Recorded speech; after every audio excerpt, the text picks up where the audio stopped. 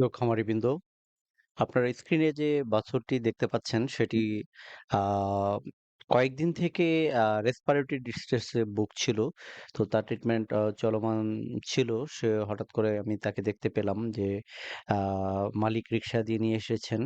আ এবং প্রচুর পরিমাণ তার মধ্যে ট্রিমর হচ্ছে।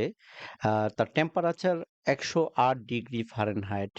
আ খাবার-দাবার বন্ধ, ল্যাটারাল রিকাম্বেন্সি তে পড়ে আছে। এই যে আ অবস্থা, এই অবস্থার মধ্যে আসলে এই সময়ে করার কিছু থাকে না।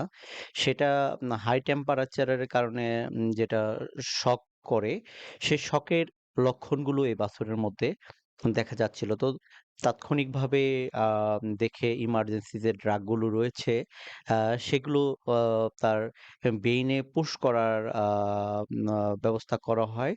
কিন্তু ওষুধ দেওয়ার খুব বেশি একটি সময় নেয়নি। উইদিন ৫ থেকে আ ১০ সেকেন্ড পরে আমরা খেয়াল করলাম বাছুরটি কোমায় চলে গেছে। তো আ এই অবস্থায় বাছুরগুলো টিকানো বড়ই কঠিন হয়ে যায়। কারণ আ যদি আ অনেক সময় চলে যায় এবং বাছুরের শারীরিক ফিটনেস না থাকে, আর রোগ যদি ভিতরে খুব প্রকট হয়ে যায়, সে অবস্থায় এই বাছুরগুলো টিকানো বড়ই দুরূহ হয়ে যায়। তো আমাদের খামারের মর্টালিটি রেট অত্যন্ত বেশি বিভিন্ন কারণে।